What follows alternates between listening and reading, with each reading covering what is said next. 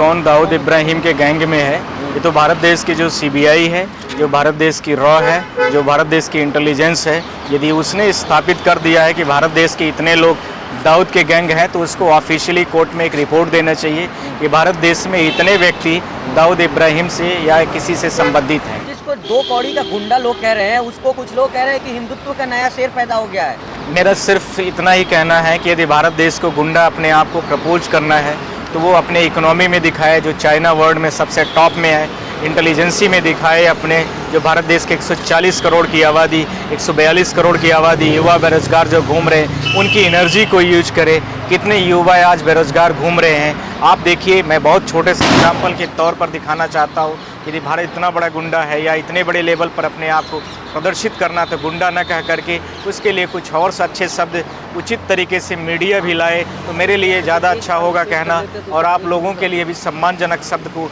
Use करना भी आप लोगों के लिए बेहतर रहेगा। ये जिस प्रकार से शब्द ये यूज किए जा रहे हैं, गुंडा, बवाली, फला गैंग से मिले हुए, वह मुझे लगता है कि एक अशिक्षित समाज की तरफ भारत देश को कहीं न कहीं अग्रसर दिखता हुआ नज़र आ रहा है, जो इस तरह के शब्दों को नहीं यूज करना चाहिए। और गुंडा उन लोगों को बोला जाता है जो भारत देश के कॉन्स्टिट्यूशंस में, जो भारत देश की आईपीसीस में, जो भारत देश के प्रोसीडिंग है, अभी भारत देश की जो नई न्याय संहिता है, उसमें जिन लोगों पर ऐसे आरोप लगा दिए जाते हैं उनको बोला जाता है। न कि इस प्रकार के किसी भी व्यक्ति विशेष को आप टारगेट कर दो, कोई जनप्रतिनिधि है उसको टारगेट कर दो, कोई व्यक्ति बड़ा एक्टर है उसको टारगेट कर दो, कि कोई व्यक्ति बड़ा लोकप्रिय है देश में उसको टारगेट कर दो। कल आपके पूरे भारत देश की जनता को इस तरह से टारगेट किया जाएगा। मुझे लगता है कि यह जो करंट रूलिंग पार्टी है, इन चीज़ों को बढ़ा करके अपनी सारी चीज़ों को छुपाना चाहती है। जो भारत देश में बेरोजगारी, जो भारत देश में इकोनॉमी में बहुत ज़्यादा रिग्रेशन हो रहा है, जो भारत देश में इकोनॉमी में जो काफ़ी बड़े लेवल पर आप देख रहे हैं महंगाई है, जो युवाओं को इतना ज़्यादा अनएम्प्लॉयमेंट है, जो भारत देश के और बड़े मुद्दे, देश हित के मुद्दे हैं, जो सिक्योरिटीज़ के मुद्दे हैं, जो भारत देश के इंटरनेशनल मुद्दे हैं, उन सबको दबाने की कोशिश की जा रही है। और ऐसे चीज़ों को बढ़ा करके कि इस तरीके से संबंधित अपोजिशन के जितने लीडर हैं उनको टारगेट किया जाए, जिससे वो न तो चुनाव लड़ सकें और न ही देश की जनता की आवाज़ को राजनीतिक तरीके से वो पूरे भारत देश के सामने प्लेटफॉर्म में ला सकें। पार्लियामेंट हो या जनता की दरबार हो या जनता की अदालत हो या जनता के बीच का रास्ता हो, कहीं पर भी ऐसा ना हो। इसके लिए सरकार ने या तो हिंदू मुस्लिम करना है तो मुस्लिम को टारगेट करना है, या दूसरी तरीके से करना है हिंदुओं को टारगेट करना है, इस तरीके से क्रिमिनल लोगों से थ्रेट कराना है। इसी प्रकार से सरकार यह भी करती हुई दिख रही है पूरे भारत देश में कि इस तरीके से जो आपकी कोर्ट की प्रोसीडिंग है वो क्या कर रही है। इस तरह के लोगों के जो फ़ोन आ रहे हैं, कन्वर्सेशन हो रहा है, जब वो लोग कहीं न कहीं पर प्रधानमंत्री से रिक्वेस्ट कर रहे हैं, होम मिनिस्टर से रिक्वेस्ट कर रहे हैं, संबंधित राज्य के मुख्यमंत्री से अपना आवेदन दे रहे हैं, उसी के साथ में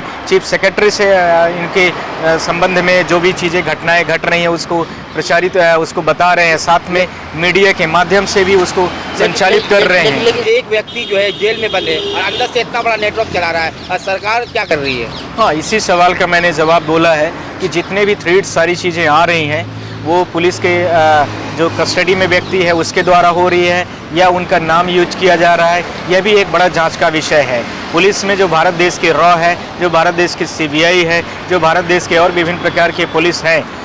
इंटेलिजेंस है, वो क्या कर रही है वो बताएं कि क्या हुआ व्यक्ति जिसके बारे में बोला जा रहा है आप लोगों के जो प्रश्न से संबंधित व्यक्ति वो है, या भारत देश में जो आपराधिक बड़ी बड़ी जेलें भरी पड़ी हैं वहाँ से आ रहा है, अथवा कोई अन्य व्यक्ति उनका नाम लेकर के इस तरीके से थ्रेट कर रहा है। सीडीआर रिपोर्ट निकाले पुलिस और संबंधित व्यक्तियों की जांच करे और उनको कटघरे में खड़ा करे। उनको प्रचार प्रसार करने की ज़रूरत नहीं है, उनको ऐसे व्यक्तियों को सज़ा देनी चाहिए। या कोई भी व्यक्ति हो, ये भारत देश में 2014 के पहले या 2019 के पहले ये घटनाएं नहीं घटती थी या इस प्रकार से प्रचार प्रसार नहीं किया जाता था। कोई भी व्यक्ति यदि आपराधिक है तो उसको सुधार में लेना चाहिए, उसको सुधार के मौके देना चाहिए, न कि उसको और क्रिमिनल बनाने की कोशिश की जानी चाहिए, जो कि भारत देश की करंट रूलिंग पार्टी जो है वो इस तरीके से करके दिखाना चाहती है कि हम इस तरीके से भी लोगों को थ्रेट करेंगे, इस तरीके से भी भारत देश के जो जनप्रतिनिधि हैं उनको डराएंगे, जो हमारे खिलाफ में आवाज़ बनेंगे। या तो पुलिस, सीबीआई, ईडी एक समय हुआ करता था, फिर बीच में बुलडोजर आया,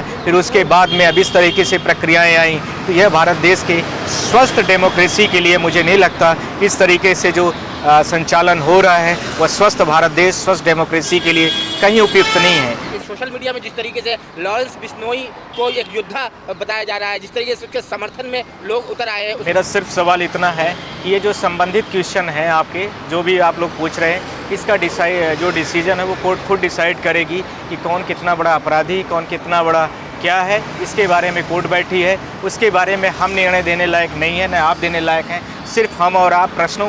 कर सकते हैं, आप प्रश्न करेंगे, और इसके साथ में जो कोर्ट की प्रोसीडिंग होती है वो हम लोग वकील हैं, इसलिए हम लोग उसको फॉलोअप करते हैं। पर इसी के साथ में कोर्ट को डिसाइड करना होता है कि ये संबंधित व्यक्ति जितने भी भारत देश में अपराधी हैं उनके लिए क्या कन्विक्शन है, क्या सज़ा है, क्या उनको किस तरीके से रियायत किया जानी चाहिए, या उनको सुधार में चीज़ों को फॉलोअप करना चाहिए। ये पूरे भारत देश के जुडिशरी में भी प्रश्न है, और साथ ही साथ में जो भारत देश की होम मिनिस्ट्री है, जो संबंधित स्टेट का राज्य मंत्री है या राज्य का मुख्यमंत्री है, चीफ सेक्रेटरीज है, और साथ में प्रधानमंत्री को भी स्पष्ट में तरीके से इस तरीके से आकर के बयान खुल करके देना चाहिए और उसमें सख्त कार्रवाई करने के लिए निर्देश देना चाहिए, जिससे भारत देश में जो एक भय का माहौल निर्मित हो गया है वह भय का माहौल कहीं न कहीं ये दिखना चाहिए कि भारत देश में स्वस्थ डेमोक्रेसी है, और जो भी होगा जनता के न्यायालय में होगा, जनता के दरबार में होगा, थ्रू जुडिशरी होगा। योद्धा बता रहे लोग, कह रहे हैं इंटरनेशनल में भारत से बाहर भी जो गद्दार बैठे उसको भी टांग के ला रहा है इसका गैंग जो है। देखिए, ये तो मैं नहीं जानता कि कौन गद्दार है कौन क्या है, उनकी डिफिनीशन गद्दार की क्या है उनसे आप लोग पूछिए पहले, उसके बाद हम उसका जवाब ज़्यादा बेहतर बताएंगे। और उन गद्दारों की भी लिस्ट वो एक बार पब्लिश कर दे, पूरे भारत देश की जनता भी जान समझ जाए। मेरा सवाल यह है कि जो हिंदू वाले लोग हैं या मुस्लिम लोग हैं, जो सिख हैं, ईसाई कम्युनिटीज़ हैं, जो भारत देश के संविधान में लिखा हुआ है कि 1900 जब भारत देश आज़ाद होता है 1947 में, उसके बाद में 1956 का जो एक्ट है जो भारत देश की नागरिकता को प्रदान करता है, उन संबंधित व्यक्तियों के बारे में ऐसे शब्द कोई नहीं बोल सकता। यह बोलना मतलब गैर जिम्मेदाराना है। और साथ में पीपल रिप्रेजेंटेशन एक्ट ये कहता है कि इस प्रकार की कोई भी बात यदि व्यक्ति करता है तो उस व्यक्ति के बारे में सिर्फ माहौल बनाना, और इसके साथ में इस प्रकार की मीडिया पर भी कहीं न बड़े सख्त कानून बनाने की आवश्यकता है, और उस पर FIR लॉज की ऐसे मीडिया वालों पर भी सख्त कार्रवाई करना चाहिए। पप्पू यादव बहुत ज़्यादा, ये तो पप्पू यादव ही बताएंगे कि डरे हैं कि नहीं डरे हैं। पर यह भी मैं आप लोगों से बोलना चाहता हूँ, पूरे देश की जनता से, कि जब उन्होंने बोला है कि मैंने कई बार होम मिनिस्टर से बात किया है, मैंने मीडिया के माध्यम से आपसे बोलना चाहता हूँ कि उनका जो रिक्वेस्ट आया है पूरे देश के सामने, वह कहीं न कहीं पर सबको दिख रहा है कि उन्होंने होम मिनिस्ट्री से भी रिक्वेस्ट किया है, यानी जो हमारे संबंधित भारत देश के मिनिस्टर हैं, चीफ मिनिस्टर से भी रिक्वेस्ट किया है, जो स्टेट बिहार के चीफ मिनिस्टर हैं, चीफ सेक्रेटरी से भी रिक्वेस्ट किया है, पर उनको कहीं भी इस तरीके से न तो सुरक्षा में कहीं उनको जिम्मेदारी दे करके बोला गया कि आपको कुछ नहीं होगा, हम आपके साथ हैं, और न ही उनका रिस्पांस किया जा रहा है। इससे स्पष्ट होता है कि केंद्र और राज्य सरकारें जो अपोजिशन लीडर हैं उन सारे लोगों को इस तरीके से दबाव बनाया जा रहा है, उनको डराया जा रहा है, धमकाया जा रहा है कि वो पूर्ण तरीके से जो भारत देश में स्वस्थ राजनीति है उस स्वस्थ राजनीति को अंकुरित न करने दिया जाए, और उसके साथ में भारत देश की जो जनता की आवाज़ है वह पूरे नेशनल मीडियाज़ पे न आने पाए, उसको लेकर के इस तरह की मीडिया चला करके पूरा एक भारत देश में दबाव बनाया जा रहा है, जिससे एक तरफा पार्टी स्वतंत्र तरीके से अपने भारत देश में बिना किसी विरोध के वो अपना काम कर सकते हैं। सर, आप सुप्रीम कोर्ट के वकील हैं, एक वकील होने के नाते जिस तरह से लगातार तमाम लोगों को धमकियां दी जा रही है, और उसका इलाज एक कोर्ट के तरीके से आप कैसे कर सकते हैं? देखिए, इन सारी चीज़ों को तो कोर्ट खुद डिसाइड करेगी, पर यदि वो आएंगे तो हम उनको कुछ न कुछ लिबर्टी दिलाएंगे, और साथ में होम मिनिस्ट्री से और साथ ही संबंधित जो स्टेट मिनिस्टर हैं, चीफ मिनिस्टर्स या चीफ सेक्रेटरीज़ हैं, उनको रिस्पॉन्सिबल बनाएंगे कि आपको इस तरीके से ऐसे लोगों पर यदि कुछ आ रहा है तो आप उस पर स्वस्थ पूरे भारत देश में पूरा डेमोक्रेसी दिखे, उन लोगों की सुरक्षा और उसके साथ में उनके साथ में इस तरह की घटनाएं न घटें, इसको लेकर के उनका स्पष्टीकरण, एफिडेविट, ये सारी चीज़ों को लेकर के हम सरकार की जिम्मेदारी और जवाबदेही दोनों तय कराएंगे।